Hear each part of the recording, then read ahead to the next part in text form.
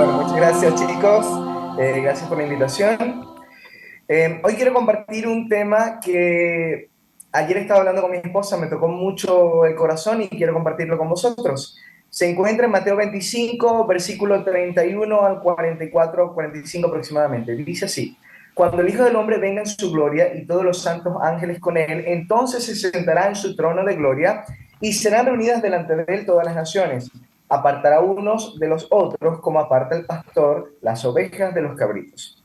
Y pondrá las ovejas a la derecha y los cabritos a la izquierda. Entonces el rey dirá a los de su derecha: Venid a mí, benditos de mi Padre, heredad el reino preparado para vosotros desde la fundación del mundo. Porque tuve hambre y me diste de comer, tuve sed y me diste de beber, fui forastero y me recogiste, estuve desnudo y me cubriste, enfermo y me visitaste, en la cárcel y viniste a mí. Ahora, algo que me encanta es que los justos responden de una forma súper extraña, porque los justos dicen: Señor, ¿cuándo te vimos hambriento y te sustentamos?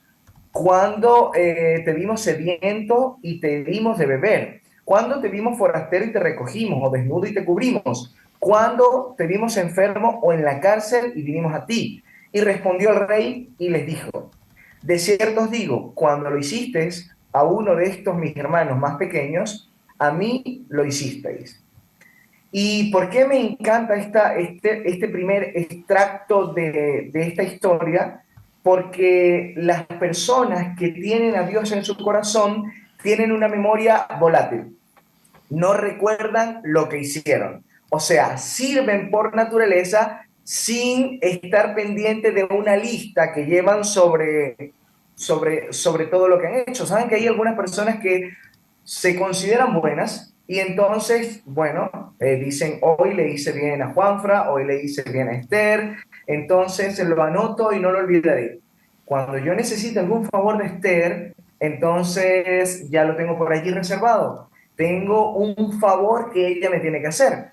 Pero ahora, los hijos de Dios, los que dice, según este versículo, las ovejas, tienen una memoria volátil, o sea, no recuerdan cuándo le hicieron bien a nadie. ¿Por qué? Porque lo hacen naturalmente y no están pendientes de llevar un registro para sacarle algún tipo de provecho a sus acciones positivas o acciones buenas. En el caso contrario, en el caso de los impíos no ocurre así. No sé si recuerdan en Mateo capítulo número 7, Mateo capítulo número 7, lo busco un momentito, versículo 22. Los impíos dicen algo diferente. Cuando Dios les dice: nunca os conocí, apartados de mí, hacedores de maldad, ellos dicen: pero Señor, si nosotros profetizamos en tu nombre, nosotros echamos fuera demonios y en tu nombre hicimos milagros. O sea, ¿notan la diferencia entre el justo y el injusto, o entre el que ama a Dios y el que no lo ama? El que ama a Dios actúa y no está pendiente de, bueno, voy a llevar un registro de cuán bueno he sido. Pero el impío, o la persona que no ama a Dios, la diferencia está en que él lleva un registro de todo lo bueno que es, como el fariseo y el publicano. ¿Recuerdan el fariseo? Qué bueno soy, doy tantas ofrendas, diezmo, oro, ayudo a las personas, que gracias Señor por ser tan bueno como soy. Pero ahora el publicano, ¿cómo se presenta ante Dios? Oye, Señor, yo no soy digno, no soy bueno, me siento tan lejos del ideal. Y es curioso porque hay una cita de la hermana White que dice que mientras más cerca estamos de Dios, a veces llegamos a sentirnos más indignos. ¿Por qué? Porque entendemos que no somos tan buenos como deberíamos ser. Sin embargo, los impíos, o los que no aman a Dios, aquellas personas que deciden tener a Dios lejos de su vida, dicen así. El versículo número 41 dice: Entonces dirá también a los de la izquierda: Apartaos de mí, malditos, al fuego eterno preparado para el diablo y sus ángeles, porque tuve hambre y no me diste de comer, tuve sed y no me diste de beber, fui forastero y no me recogiste, estuve desnudo y no me cubriste, estuve enfermo en la cárcel y no me visitasteis. Entonces también respondieron: Señor, ¿cuándo te vimos hambriento, sediento, forastero, desnudo, enfermo en la cárcel y no te servimos? Entonces él le responderá diciendo: De cierto os digo que cuando no lo hicisteis a uno de estos más pequeños, a mí no lo hicisteis. Ahora, los hijos de Dios sirven por naturaleza, están dispuestos a servir, ayudar y no tienen una memoria selectiva para saber cuán buenos fueron. Porque Dios le dice, ustedes fueron buenos, y ellos dicen, pero ¿cuándo lo hicimos, Señor? Si yo de verdad es que no lo recuerdo. Y Dios dice, hey, hey, es que lo hiciste aquella vez cuando ayudaste a aquella persona que estaba en necesidad, en ese momento lo hiciste por mí. Ahora, las personas que no aman a Dios, que no quieren servir por naturaleza, cada vez que sirven, lo tienen en la mente. Oye, pero yo no profeticé en tu nombre, yo no hice esto, yo no hice aquello, y cada vez tienen la necesidad de presentarse como personas buenas. Ahora, ocurre algo curioso. Nosotros podemos cansarnos de servir, podemos llegar al tope y decir, mira, yo estoy cansado de ser bueno, la gente me utiliza, la gente hace cosas conmigo, no valora mi esfuerzo. Podemos tener muchas cosas para cansarnos y decir, ya no quiero servir más. Sin embargo, esta afirmación que Jesús hace nos debe cambiar el enfoque, porque nosotros podemos, por ejemplo, si yo estoy molesto con Esther y Esther me pide un favor o veo que ella está en necesidad, seguro no voy a querer hacer nada por ella. Pero si entiende lo que Jesús dice, cuando se lo hiciste a uno de estos pequeñitos, lo hiciste para mí, entonces el enfoque cambia, porque ya yo voy a servir no pensando en la persona que tiene necesidad, sino pensando que cuando sirvo a esa persona es como que estuviera ayudando directamente a Dios. Y hay un salmo que dice, el que ayuda al pobre, a Dios presta. Y si hay alguien que está dispuesto a pagar, seguro que es nuestro Dios. Ahora, otro aspecto importante que me llama la atención es que el juicio de Dios no se centra en los pecados de comisión, podríamos llamarlo. Por ejemplo, un pecado de comisión es cuando yo sé que está mal robar y aún así decido robar. Cuando sé que está mal mentir y aún así decido mentir. No se refiere también a un pecado de ignorancia, por ejemplo, cuando yo desconozco algo y bueno, hice algo que no debía hacer, pero lo hice porque no sabía que no podía hacerlo. O no se refiere a aquellos pecados del juicio de Dios, tampoco se refiere a aquellos pecados de prohibición. Por ejemplo, cuando dice no robes y yo robo. Se dan cuenta que Dios nunca le dice, oye, al fuego eterno porque yo te dije que no robaras y robaste. No dice porque yo te dije que no mintieras y mentiste. O sea, no se refiere a pecados de comisión, sino a pecados de omisión. O sea, cuando podías hacerlo y no lo hiciste. Porque tú podías ayudar a aquella persona que sabes que está en necesidad, pero no la ayudaste. Cuando podías usar tu vehículo, tu coche, para llevar a alguna persona que estaba en necesidad y no lo hiciste porque te dio, no sé, no querías hacerlo, querías estar tranquilo en casa sin hacer nada, sin esforzarte. Cuando tienes dinero en casa y en vez de usarlo para ayudar a otras personas también, solo lo usas para tu beneficio y te importa poco a las demás personas. Cuando sabes que hay personas que tienen problemas de comida y tú te quedas con toda tu comida en casa, a veces se te daña en el congelador, en la nevera y no te importa. O sea, Dios no está hablando de los pecados que hacemos en contra de la ley de Dios. ¿Saben por qué? Porque la religión que Dios promueve, la religión que Dios quiere transmitirnos, no es una religión de no. O sea, si yo vivo la religión que Dios me está promoviendo, no es una religión de no voy a mentir, no voy a robar, no voy a hacer esto porque daño la relación con Dios. Saben que la religión que Dios promueve no es una religión del no, es una religión del sí. ¿Por qué? Porque la religión del no hace bien a otras personas. Hay que ser honestos. Por ejemplo, si yo no robo, yo estoy haciéndole un bien a otra persona. Si no mato, estoy haciendo un bien a otra persona. Si honro a mi padre y a mi madre, le estoy haciendo un bien a esa persona. Pero ahora, es una religión, la religión del no, que está muy limitada, porque yo actúo de acuerdo a lo que se me pide. Por ejemplo, no robo, vale, no robo. No mates, bueno, no mato. Pero recuerdan en aquella parábola de los talentos cuando dice aquella persona que hizo lo que se le pidió, en la que tuvo un talento, que guardó el talento y Dios le dice, siervo malo y negligente. ¿Por qué? Porque hiciste lo que se te pidió. La religión del no se centra en hacer lo que se nos pide. Por ejemplo, no robo, vale, soy bueno. No mato, soy bueno. No doy falso testimonio, soy bueno. Pero ahora, la religión que Dios promueve es la religión del amor. ¿Y saben qué es lo interesante del amor? Que el amor es bueno, algunos lo llaman un sentimiento, otros lo llaman una decisión, pero sea lo que sea, el amor es activo. El amor no ofende, pero no porque no debe ofender, sino porque ama. Entonces, el amor es es algo que es activo. Y ahora me viene a la mente 1 Corintios 13, hay una frase que dice, que me encanta, ¿no? Dice 1 Corintios 13, el amor todo lo sufre, todo lo cree, todo lo espera, todo lo soporta. El amor nunca deja de ser. O sea, el amor es algo activo. Cuando yo veo a una persona que está en necesidad, entonces yo como la amo voy a ayudarla. Pero si yo me guío por la restricción o la religión de la restricción, bueno, si yo veo a una persona que está en necesidad y no le hago daño, estoy bien, estoy cumpliendo la religión de la restricción.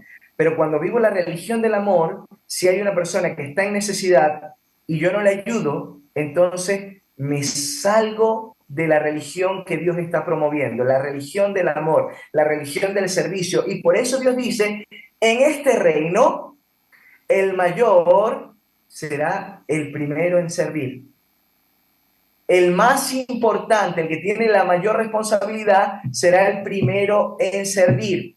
Y me encanta esto porque Dios presenta un reino al revés. ¿Cómo nosotros entendemos los reinados de esta tierra? Por ejemplo, bueno, el rey acá tendrá personas que le atienden, que le sirven, pero seamos honestos, nunca vamos a ver el rey de España, por ejemplo, yendo a barrer o a atender a unas personas, a limpiar una casa de alguna persona. ¿Por qué? Porque él, como es el rey, necesita el prestigio o el lugar que tiene, le da cierta autoridad y como que le impide que haga algunas cosas. Pero en la Biblia dice que quien tiene el cargo más alto, esa persona es la que tiene que servir más. Y me encanta el mensaje de este juicio en Mateo 25 porque se enfoca no en en la religión que me prohíbe, que me restringe, no, sino en la religión que me invita a actuar, que me invita a salir. Y saben que esto nos pasa también en la iglesia. A veces hacemos cosas en la iglesia para nosotros, solo para nosotros, solo para nosotros. Y cuando nos cerramos de esta forma, entonces la iglesia empieza a morir. Sin embargo, cuando empezamos a actuar hacia afuera, cuando empezamos a hacer cosas para otros, el fuego de la iglesia empieza a crecer. Y es por ello que yo creo que debemos aprender a diferenciar la religión de la prohibición y la religión que Dios propone, que es la religión del amor.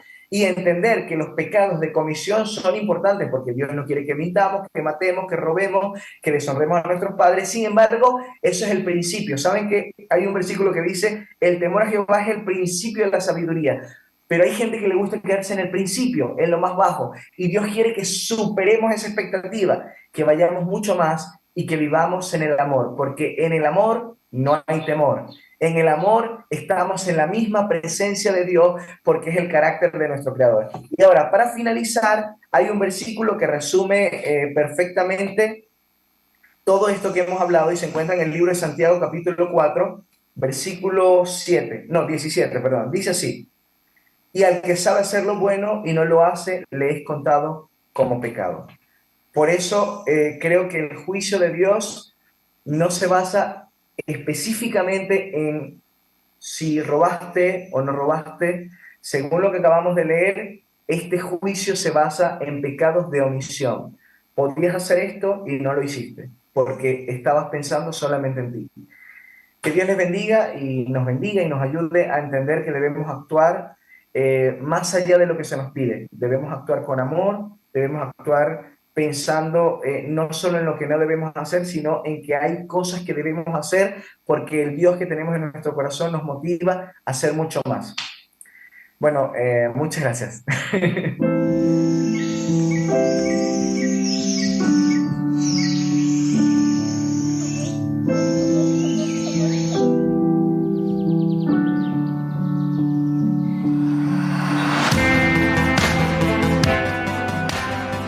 Gracias a ti, Miguel, gracias a ti, porque nos pones delante de la mano, no sé si para muchos el listón es tan alto que casi algunos incluso se rinden, porque es fácil ir y catalogar el reino de Dios, las cosas que Dios nos ofrece, los principios de Dios, como dime lo que tengo que hacer y no ábreme un mundo de posibilidades donde es fácil perderse. Me explico. Es más fácil que me diga qué tengo que hacer y qué no tengo que hacer. Dime lo que no tengo que hacer. Que muchas veces alguien se relaciona con Dios así, que como tú me has sugerido, es que no tiene límite. O sea, yo te pido un mínimo. A partir de ahí no hay límite de crecimiento con Dios. Y me parece muy interesante. De todas maneras, fíjate, ovejas y cabritos, o sea, que ha empezado por ahí, el fariseo y el publicano, ¿no? Cómo Jesús le gusta servirse de las imágenes para que nosotros podamos ver visualmente qué tipo de relación, hacia dónde podemos ir, ¿no? No significa que tengamos que ser ovejas o cabritos, ¿o sí, Richard? Ten cuidado, no me vales, no me... Pues me parece que sí, ¿eh? ¿Somos ovejas o somos cabritos? Jesús no marca una diferencia muy clara entre ya me estás oprimiendo, ¿por qué me tienes que cosificar? Jesús marca una diferencia muy clara entre quien actúa en base a sus principios y quien finge actuar en base a sus principios. No hay términos medios. Yo quiero darte las gracias, Miguel, por traernos estos textos que además a mí me hablan mucho. Ya sabéis que yo hablo mucho del amor de Jesús. Me hablan de ese Jesús empático y amoroso, porque cuando dice en la primera de las parábolas que has mencionado, cuando uno de estos lo hicisteis, a mí me lo hacíais, ¿vale? Es pura empatía. O sea, Jesús no es que se ve identificado en el otro, es que se mete en la piel del otro y dice, mira, es que cuando habéis dejado de hacer el bien a alguno de mis hijos, me lo estáis haciendo a mí. Y esa empatía es la que Jesús nos invita a tener, nos invita a disfrutar de forma natural. Ya aprovecho y lanzo todo seguido el comentario. Hay una parte de los textos que has leído que a mí me llama mucho la atención. Normalmente nosotros solemos decir... por sus obras lo conoceréis, ¿verdad? Y clasificamos a las personas en base a sus obras. Pero cuidado con actuar así.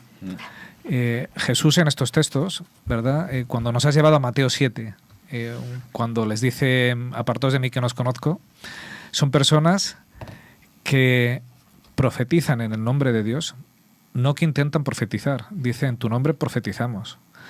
En tu nombre sacamos demonios. Y en tu nombre hicimos milagros. No es que lo intentaran, no es que lo pidieran, es que lo hacían. ¿Qué entiendo yo de estos textos? En primer lugar, que Dios obra hasta por los impíos. Porque Dios, por amor, es capaz de obrar en beneficio de las personas, incluso aunque una persona no sea el medio adecuado. Entre otras cosas, porque ninguno de nosotros somos el medio adecuado.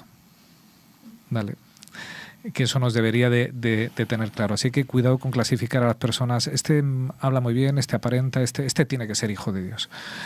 Cuidado con clasificar así. Eso, quien conoce el corazón es Dios. Y en ese juicio, Dios es quien actúa conociendo el corazón. O sea, podemos hacer cosas buenas por un interés equivocado.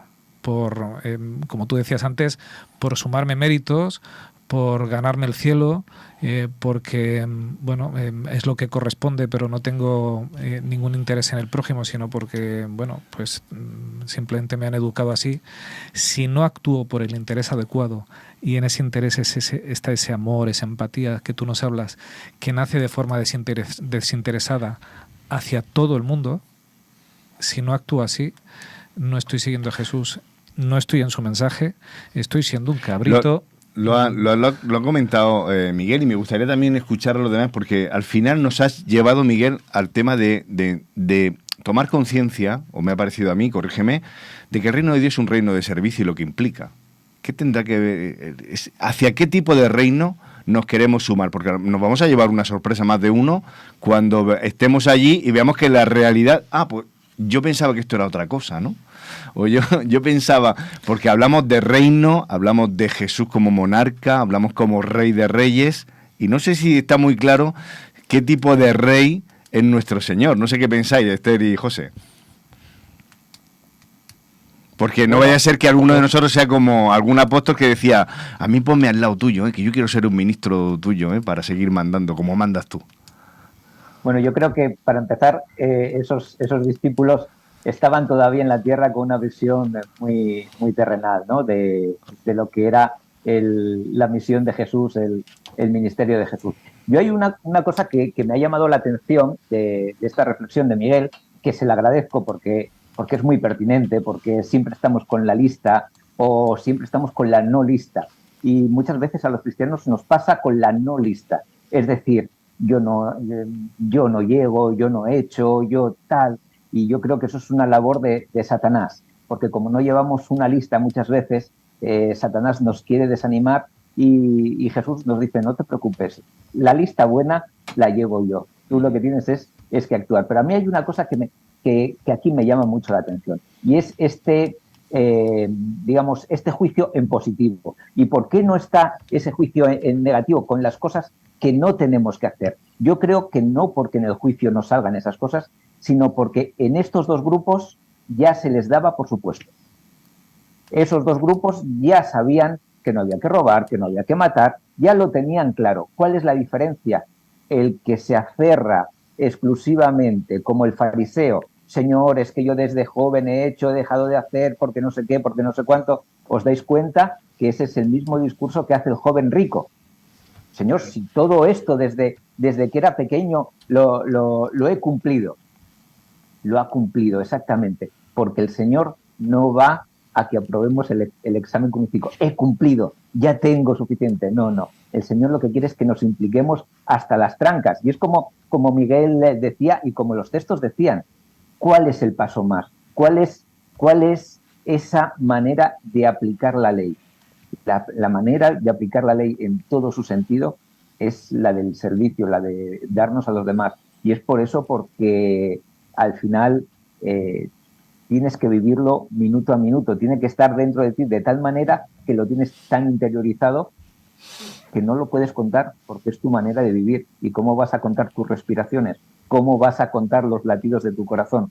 ¿Cómo vas a contar tus buenos sentimientos hacia los demás? De eso también nos habla un poco la escuela sabática, ¿verdad? De esa reconciliación horizontal que luego hablaremos. Muchas gracias, Miguel. Me ha gustado mucho tu enfoque. Voy a ser un poco abogado de otro y quiero escuchar a Esther y luego a Miguel, pero José, ¿y si yo soy oveja o si soy cabra? Es que me ha tocado ser cabra. No puedo ser otra cosa. No lo sabes, Juanfra. Es que ahí está el asunto. Es que seguramente las cabras se creían ovejas. Seguramente las cabras decían, hombre, señor, pero si yo he hecho esto, si yo he hecho lo otro, seguramente que me has colocado en el lado equivocado. Venga, revisa los papeles que estás equivocado. Esa es la actitud de la cabra. La actitud de la cabra, y por ahí vienen las sorpresas en el juicio, pero si yo creía que era oveja, si yo creía que lo estaba haciendo todo bien, si yo creía que era el cristiano modelo. Oye, y es lo que venís comentando y lo que decía Richard. Oye, no, es que yo he profetizado. Pero ¿sabéis quién profetizó también en la Biblia? En la Biblia también profetizó Balaam. En la Biblia también profetizó el sumo sacerdote cuando estaban juzgando a Jesús y dijo que era preferible el sacrificio de uno que el sacrificio de todo un pueblo, ¿verdad? Sí. Y eso era profecía. O sea, que es verdad, el Señor actúa incluso con los impíos, pero eso no les cuenta por justicia. Simplemente en ese caso son instrumentos que utiliza el Señor muy a su pesar. Esther. Ajá, pero siguiendo por eso, aunque no iba a ir por ahí, Satanás también hace milagros, ¿eh? Es decir, a lo mejor algunas de esas cosas que hemos visto no era Dios a través de los impíos, sino Satanás a través de quien se deja, ¿eh? Y bueno, ya sabemos que Satanás también sabe hacer el bien. Otra cosa es el motivo por el que lo hace. Y yo voy a tirar un poco por ahí, ¿no? No sé vosotros, yo vivo en una sociedad extraordinariamente clasista y nuestras iglesias también pueden ser clasistas. Luego hablaremos de eso en la escuela sabática también, ¿verdad? Pero es cierto, pueden serlo y mucho, además. Y claro, lo que nos plantea Miguel en esta mañana, sabes, Miguel, que es uno de mis temas preferidos, lo que tiene que ver con las relaciones interpersonales, ¿no? Es un tema importante, es prioritario y es grave, de hecho, que no lo tengamos claro. Y me ha gustado mucho, ha sido muy refrescante la visión de esto de hacer las cosas, de servir de forma natural. Y el hecho de que podamos llegar a cansarnos de servir, a lo mejor porque efectivamente nuestro problema, y yo tiraría por ahí, es la motivación. ¿Qué me motiva a mí a servir? ¿Qué me motiva a mí a hacer el bien? ¿Qué me motiva a mí a no hacerle daño al prójimo? Y tú nos has recordado una visión absolutamente extraordinaria, que es, si lo estáis haciendo a quienes están a vuestro alrededor, se lo estáis haciendo al propio Jesús. Y te agradezco infinitamente que hoy hayas traído un texto que no recordaba del libro de Proverbios, porque es una visión absolutamente alucinante de la historia. Tú citaste Proverbios 19-17, que lo he buscado en la Biblia y acabo de, ¿sabes? Cuando te viene a la mente así un flash alucinante, a Jehová presta el que da al pobre, y el bien que ha hecho se le recompensará. Estamos hablando de algo que va mucho más de que yo haga el bien. Estamos hablando de algo... En realidad, muchas veces ese hacer el bien es bastante simple. Es de lo que tengo doy, de lo que me sobra reparto, ¿verdad? O de lo que, bueno, pues porque tampoco me sienta mal, pues le voy repartiendo a los demás. Si yo fuera consciente de que cada vez que hago el bien, es decir, pongo, como tú decías, la religión del amor en marcha, se lo estoy haciendo al propio Dios, es una forma preciosa de recordarnos cómo va esto. Termino con la idea que yo creo que lo cierra. Es que muchas veces no recuerdo que soy criatura, que soy creación de Dios, que quienes están a mi alrededor son criaturas. Y si fuera consciente de esto, de la dignidad que eso supone para mí y para los demás, se me olvidarían los clasismos, las xenofobias, los racismos, los machismos y todas las tonterías que tenemos los seres humanos todavía y que nos encabritan, ¿de acuerdo? Nos convierten en lo que en realidad no somos, porque hemos sido diseñados como ovejas, no como cabritos. Miguel, la última idea, cierras tú. Ponnos el broche un poco. Creo que todas las ideas que han dado vosotros son fundamentales y creo que hasta más importantes que el tema mismo, y le doy gracias porque siempre que estoy en este lugar me ayuda a darle una visión a lo que he investigado, a lo que he estudiado, totalmente diferente. Pero creo que el centro del servicio también hablaba, no recuerdo, alguno de vosotros lo mencionaba, es la intención, ¿no? Y podemos hacer bien estando frustrados, estando tristes o simplemente sin la intención correcta. Por ejemplo, me viene a la mente, a veces, a mí me encanta servir, ¿vale? Los que me conocen lo saben, ¿no?